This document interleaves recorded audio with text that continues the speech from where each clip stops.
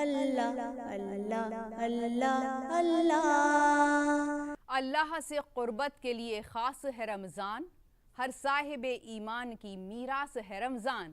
D D Urdu کی خاص پیشکشان رمضان میں آپ سب کا خیر مقدم ہے۔ میں ہوں شازیہ۔ اللہ اللہ اللہ اللہ۔ رحمتوں، برکتوں اور عبادتوں کا یہ روحانی مہینہ آپ سبھی کو بہت بہت مبارک۔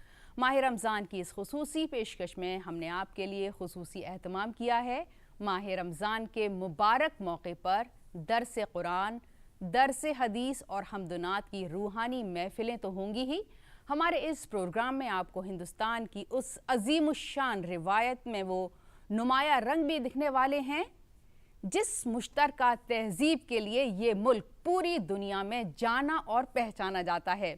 آپ اس پروگرام کے ذریعے ماہر دین کی زبانی سنیں گے، رمضان سے متعلق مسائل بھی، اور ملیں گے ان نمائندہ لوگوں سے جن کے دامن میں بسی ہے ہندوستان کی مشترکہ تہذیب کی دل کو معطر کر دینے والی خوشبو۔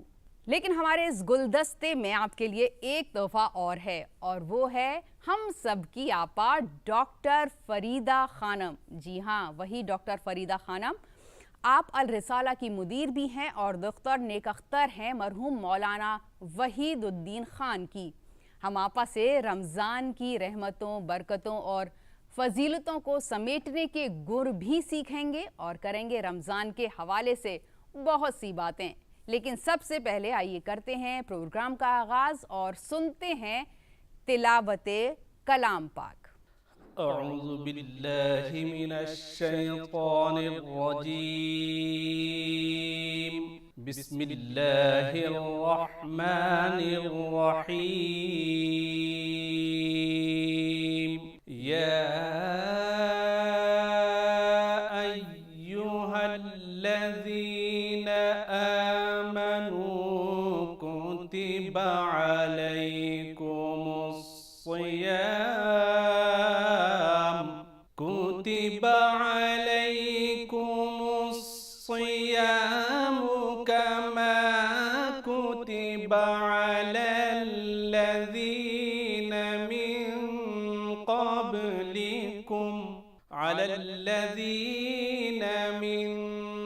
قبلكم لعلكم يتقون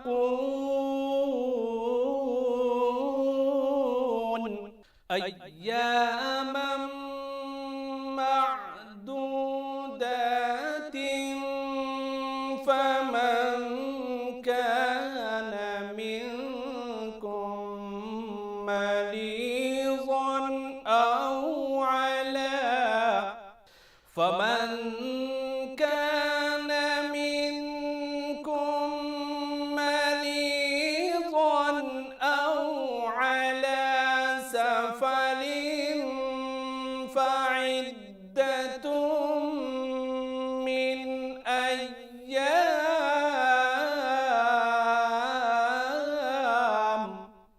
أو على سفر فعدة من أيام أخر، وعلى الذين يطيقونه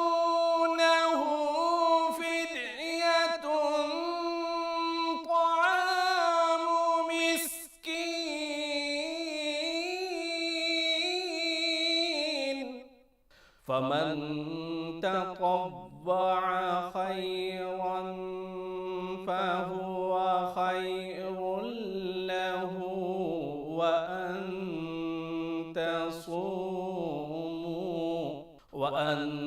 تصوموا خير لكم إن كنتم تعلمون۔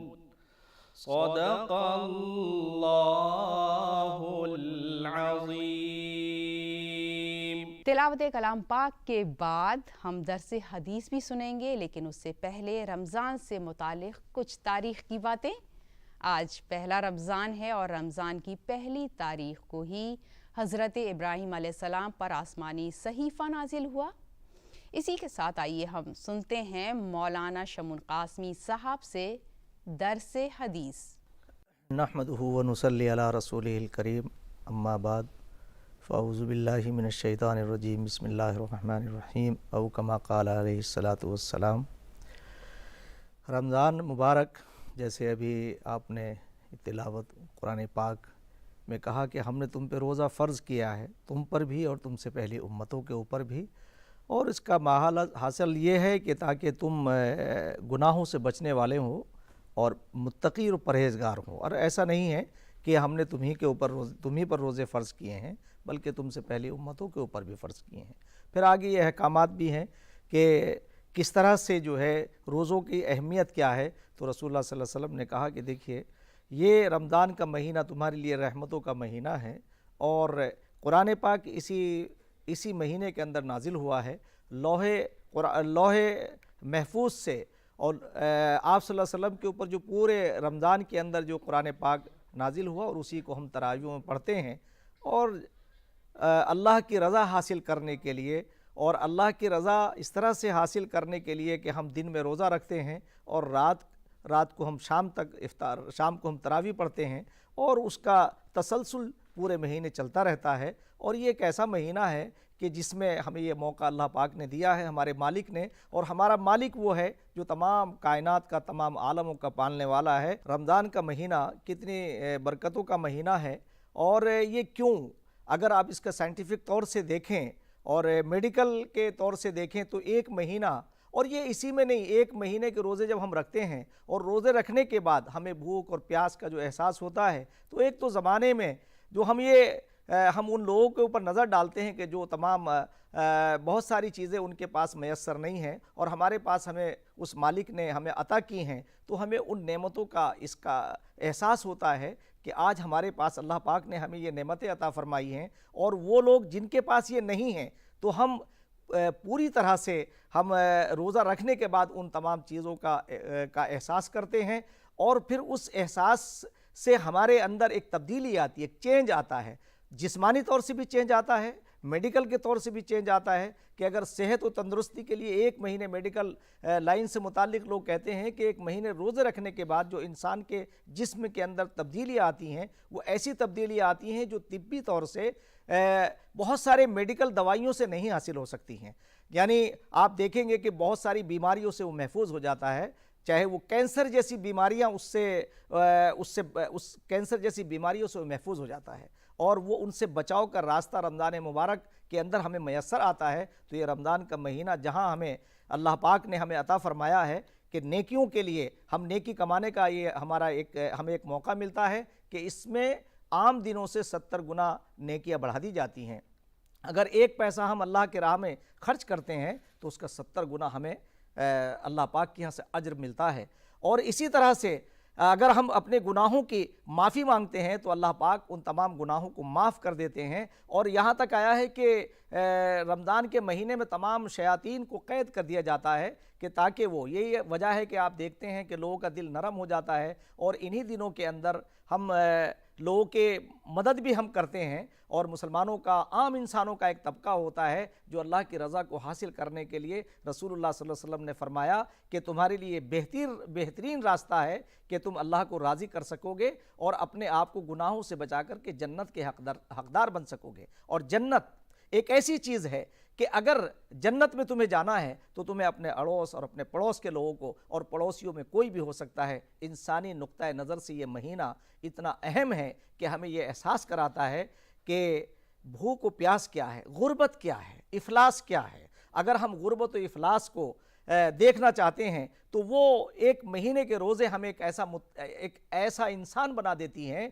कि जिससे एक मुत्तकी और परहेज़गार लोगों में हमें शामिल कर देती है ये चीज़। तो इसीलिए आगे आप सल्लल्लाहु अलैहि वसल्लम ने फरमाया कि एक इंसान कैसा होना चाहिए, तो आपने फरमाया कि इंसान ऐसा हो कि जब वो चले रास्तों से तो रास्तों में पड़े हुए कांटों को हटाएं। ये भी नेकियों का एक हिस्सा है, यानी रोड़े, कूड़ा करकट, इन सारी चीज़ों को, और यही इस्लाम हमें बताता है। और रसूलुल्लाह सल्लल्लाहु अलैहि वसल्लम की पूरी लाइफ इससे भरी पड़ी है कि आपने इंसानी खिदमत को कितना सर्वोपरि रखा है। आपने ان تمام چیزوں کا خیال رکھا ہے کہ کس طرح سے ہم مساوات کو، برابری کو ہم قائم رکھ سکیں، ہم چھوٹے اور بڑے کے فرق کو ہم کم کر سکیں. یہ ہمیں رمضان کا مہینہ اس مساوات کی طرف ہمیں لے جاتا ہے اور ہم اسے اچھی طرح سے جی سکتے ہیں. ہندوستان کو کبھی سونے کی چڑیا کہا جاتا تھا، یہ تو آپ نے سنا ہی ہوگا، لیکن ہندوستان کی تہذیب اور اس کا رچ ٹریڈیشن آج بھی پوری دنیا میں نایاب ہے. اس کی جیتی جاگتی مثال آج بھی آپ دیکھ سکتے ہیں. وطن عزیز کی اس محترم شخصیت میں سے ایک ہیں جناب گلشن رائے کنول. آئیے ہم انہی سے آپ کی ملاقات کرواتے ہیں.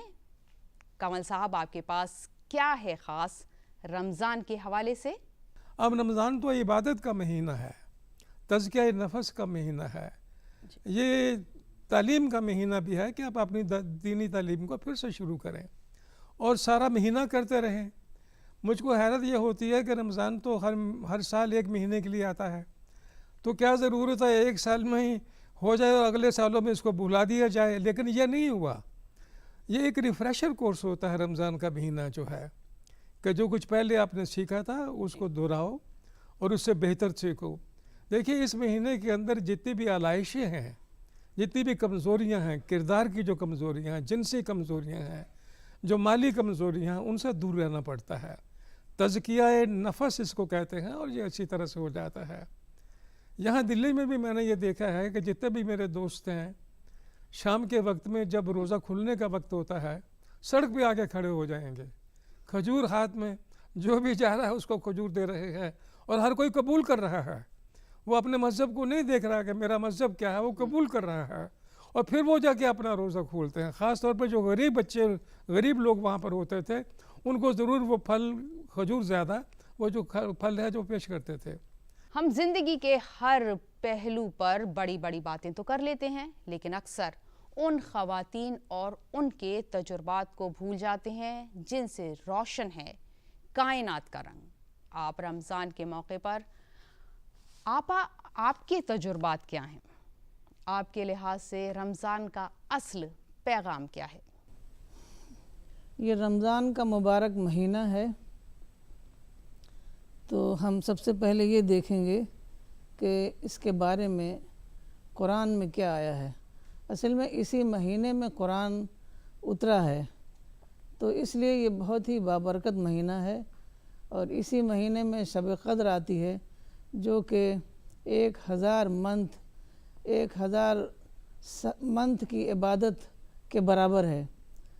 تو قرآن میں آیا ہے کہ روزہ تمہارے اوپر فرض کیا گیا جیسے کہ تم سے پہلے کی امتوں پر فرض کیا گیا تھا، تاکہ تمہارے اندر تقوی پیدا ہو. تو اب یہ تقوی کیا ہے؟ تقوی کے معنی بچنا، پرہیز کرنا، جس کو ہم پرہیزگاری کہتے ہیں. تو ایک بار ایسا ہوا کہ حضرت عمر نے ابی ابن کعب سے پوچھا کہ تقوی سے کیا مراد ہے. تو ابی ابن کعب نے کہا کہ کیا آپ کبھی کسی خاردار جھاڑی سے گزرے ہیں؟ تو حضرت عمر نے کہا ہاں. تو آپ کیسے گزرے، کیا کیا آپ نے؟ تو حضرت عمر نے کہا میں نے اپنے کپڑے کو سمیٹ لیا اور بالکل بچتے بچاتے وہاں سے نکل گیا. تو یہی سمجھ لیجئے کہ تقوی ہے، اور روزے میں خاص طور پر اس کی پریکٹس کی جاتی ہے، کیونکہ روزے میں جیسا کہ سب لوگ جانتے ہیں ہر عبادت کا ایک فارم ہوتا ہے اور ایک اسپرٹ ہوتی ہے. تو روزے کا فارم جو ہے وہ کھانا پینا چھوڑنا اور کچھ اور ضروری چیزیں چھوڑنا اور ایک محدود مدت کے لیے. تو یہ اس کا فارم ہے، نماز 5 وقت کی پڑھنا، تراویح پڑھنا. لیکن اس کی جو اسپرٹ ہے وہ ہے کہ ہر برائی کو چھوڑ دینا، جھوٹ کو چھوڑ دینا اور بے ایمانی کو چھوڑ دینا، نیگیٹیوٹی کو چھوڑنا، دوسروں کے ساتھ بدخواہی کو چھوڑنا.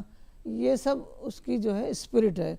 تو اللہ تعالیٰ نے فرمایا ہے کہ جس شخص نے روزہ رکھا اور جھوٹ کو نہ چھوڑا اور جھوٹ پر عمل کرنا نہ چھوڑا، تو ایسے روزے کی مجھے حاجت نہیں ہے. اسلام کا ایک رنگ صوفیانہ بھی ہے. ہمارے ملک میں صوفیاء کرام کا بہت اعلیٰ مقام ہے۔ آئیے جانتے ہیں رمضان کے موقع پر صوفیاء کرام کے آستانے پر کیا اہتمام ہوتا ہے۔ صوفیاء کے نزدیک اور تمام جو سلاسل ہیں، 4 بڑے سلسلے ہیں، سہروردی، نقشبندی، قادری اور چشتی، تو چشتیوں کو یہ فیض حاصل ہے۔ چشتیوں سے مراد انڈین سب کانٹیننٹ میں جتنے صوفی آئے میجورٹی چشتی تھے، اور خواجہ غریب نواز ہند الولی عطا رسول رحمۃ اللہ علیہ کے پیروکار، ان کے ماننے والے، وہ ان کے گولڈن چین جو ان کا سلسلہ ہے اس سے نسبت رکھتے تھے، اس میں مرید ہوتے تھے، اسی کی وہ ٹیچنگز اور درس دیا کرتے تھے۔ تو صوفی خانقاہوں کے اندر جو چشتی ہمارے بزرگوں کا جو طریقہ رہا ہے، چشتیوں کے نزدیک سب سے زیادہ ہے عوام الناس، کامن پیپل کی دل جوئی کرنا، ان سے انٹریکٹ کرنا، ان کے اندر گھلنا ملنا، جو لوکل کسٹمز ہیں، ریچولز ہیں، ٹریڈیشنز ہیں، ان کو اڈاپٹ کرنا، اور اڈاپٹ کرنے کے بعد ان کے ساتھ ان کے جیسا ہو جانا۔ وہیں جو جتنے چشتیہ سلسلے کے جو پیروکار رہے ہیں، ان کا دوسرا بڑا کام ہے غریبوں کو کھانا کھلانا۔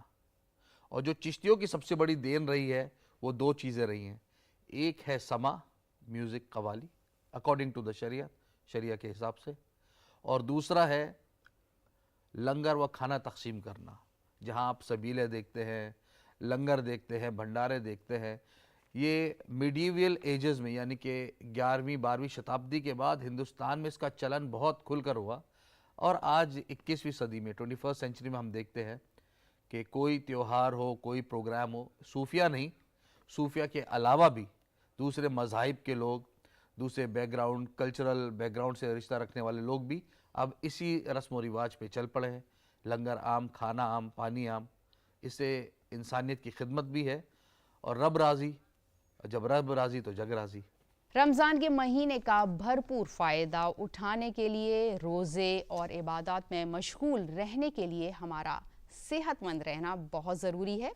تو آئیے صحت کی بہتری کے لیے رخ کرتے ہیں سیگمنٹ صحت اور رمضان کی جانب، اور بات کرتے ہیں حکیم عارف زیدی سے۔ زیدی صاحب، سائنس کے اعتبار سے روزے کی اہمیت کیا ہے؟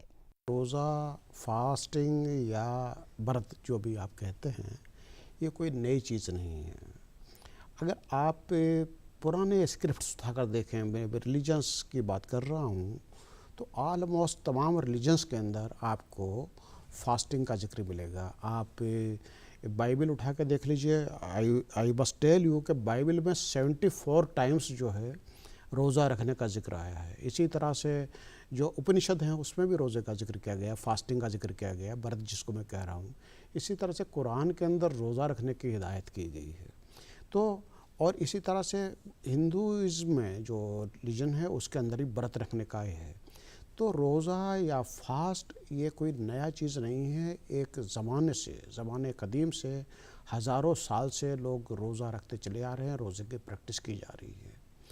اس کے دیکھیں 2 پہلو آپ سمجھ لیجئے، ایک اس کی ریلیجس امپورٹنس، دوسری سائنٹیفک امپورٹنس۔ جہاں تک ریلیجس امپورٹنس کی بات ہے، جیسے میں نے اپنے ذکر کہا کہ جتنے بھی ایسی ریلیجس کتابیں ہیں ان سب کے اندر ہی روزے کا، فاسٹنگ کا ذکر ملتا ہے۔ جیسے میں نے کہا کہ بائبل میں تو 74 ٹائمز ہے، اور سب لوگوں نے اپنے اپنے اعتبار سے، مینس سب لوگوں کا مطلب یہ کہ پروفٹس جو تھے اس پیریڈس پہ، جو بھی ان کے کہنا چاہیے کہ بینٹر تھے، انہوں نے روزے رکھے، انہوں نے برت رکھے اور لوگوں کو رکھنے کے لیے ہدایت کیا۔ جیسے میں آپ کو بتاؤں کہ یسوع جو ہیں، یسوع علیہ السلام، وہ 40 دن روزہ رکھا کرتے تھے۔ اسی طرح سے لارڈ بدھا 40 دن روزہ رکھا کرتے تھے۔ اس طرح سے ہندو ریلیجن میں بھی روزہ رکھنے کے لیے کہا گیا، سب کچھ ہے۔ جہاں تک میں نے آپ سے کہا تھا کہ 2 پہلو ہیں، ایک سائنٹیفک بھی ہے، جو فلاسفر اور سائنٹسٹ یا کہیں دانشور ہوئے ہیں، ان میں آپ کو کچھ لوگوں کے نام بتاتا چلوں۔ پائتھاگورس ایک one of the famous and بہت ہی کہنا چاہیے امپورٹنٹ فلاسفر اور سائنٹسٹ گزرا ہے۔ ان کی فلاسفی یہ تھی، وہ اپنے اسٹوڈنٹس کو پڑھانے سے پہلے، اسٹوڈنٹس کو درس دینے سے پہلے وہ کہتے تھے کہ اسٹوڈنٹس پہلے 40 دن روزہ رکھیں اور ان کا کنسیپٹ یہ تھا کہ روزہ رکھنے سے 40 دن کا روزہ رکھنے سے ان کا باڈی کا اور بلڈ کا پیوریفیکیشن ہوگا، ان کی مینٹل ایبلٹی بڑھے گی، اور اس کے بعد ہی ان کے لیسن کو کنسیو کرنے کے مطلب سمجھنے کے قابل وہ اسٹوڈنٹ ہو سکیں گے. Now you may understand the importance of the روزہ that it is enhancing your mental ability, enhancing your physical ability. On the other hand, Plato also it is one of the important person. وہ کہتے ہیں کہ mental health اور physical efficiency کے لیے fasting کرنا ضروری ہے، اور وہ اپنے اسٹوڈنٹس کو اس بات کی ہدایت کرتے تھے کہ فاسٹنگ کیجئے اس سے پہلے کہ آپ پڑھائی شروع کریں. As far as Unani medicine is concerned, Hippocrates is known as the father of the medicine. Hippocrates and Galen also وہ بھی یہ اس بات کو ایڈوائز کرتے تھے کہ باڈی کی پیورٹی کے لیے روزہ رکھنے کی بہت اہمیت ہے، روزہ رکھنا چاہیے، اور روزہ رکھنے کے لیے کہا کرتے تھے. So that you may understand from my point of view کہ روزے کی کتنی اہمیت ہے ریلیجیسلی اور سائنٹیفک. بہت بہت شکریہ. آئیے اب رخ کرتے ہیں تو ہم کے سیگمنٹ کی طرف اور ملاحظہ فرماتے ہیں. نادان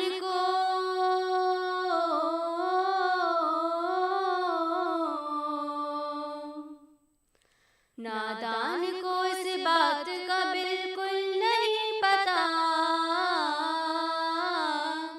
وَتُعِزُّ مَن تَشَاءُ وَتُذِلُّ مَن تَشَاءُ. نادان کو اس بات کا بالکل نہیں پتا، وَتُعِزُّ مَن تَشَاءُ وَتُذِلُّ مَن تَشَاءُ.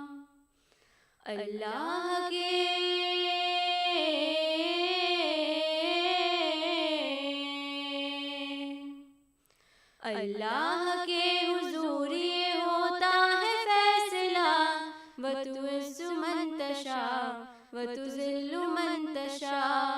اللہ کے حضور یہ ہوتا ہے فیصلہ، وَتُعِزُّ مَن تَشَاءُ وَتُذِلُّ مَن تَشَاءُ. جھوٹی نوازشات کی بارش فضول ہے، مجھ کو ذلیل کرنے کی سازش فضول ہے.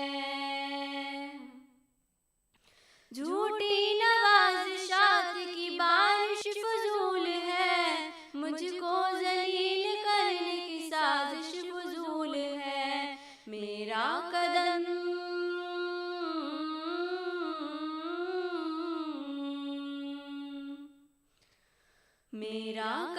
قدم پہ مددگار ہے خدا، وَتُعِزُّ مَن تَشَاءُ وَتُذِلُّ مَن تَشَاءُ. میرا قدم پہ مددگار ہے خدا، وَتُعِزُّ مَن تَشَاءُ وَتُذِلُّ مَن تَشَاءُ. جب تم زمین والوں کو نیچا دکھاؤ گے، بے داغ صورتوں کو جو شیشہ دکھاؤ گے، جب تم زمین والوں کو نیچا دکھاؤ گے، بے داغ صورتوں کو جو شیشہ دکھاؤ گے، آئے گی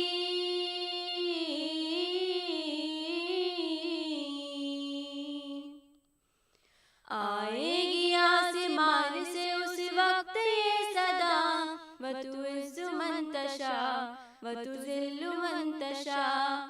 آئے گی آسمان سے اس وقت یہ صدا، وَتُعِزُّ مَن تَشَاءُ وَتُذِلُّ مَن تَشَاءُ. بنجر زمیں پہ پھول کی چادر بچھائے وہ، پتھر کو موم کو پتھر بنائے وہ. بنجر زمیں پہ پھول کی چادر بچھائے وہ، پتھر کو موم کو پتھر بنائے وہ. اس کی رضا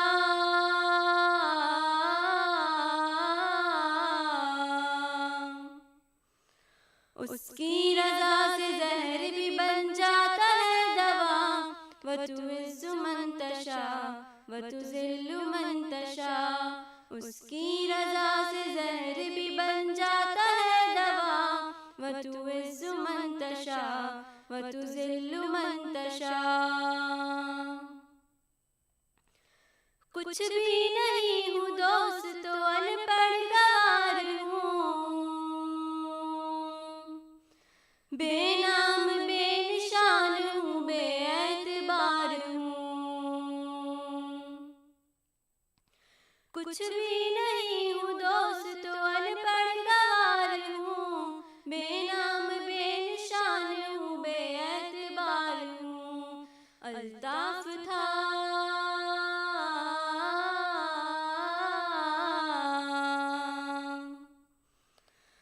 الطاف تھا میں اس نے بنایا مجھے ضیا. وتعز من تشاء وتذل من تشاء. الطاف تھا میں اس نے بنایا مجھے ضیا. وتعز من تشاء وتذل من تشاء. اللہ کے حضور یہ ہوتا ہے فیصلہ. وتعز من تشاء وتذل من تشاء. وتعز من تشاء وتذل من تشاء. وتعز من تشاء وتذل من تشاء. رمضان المبارک کی ہماری اس خاص پیشکش میں آج بس اتنا ہی. ہم پھر کل حاضر ہوں گے ٹھیک اسی وقت DD اردو پر. ہماری اس خاص پیشکش پر آپ بھی اپنی رائے دے سکتے ہیں. اس کے لیے ہمارا ای میل ID ہے ddurduspecials@gmail.com.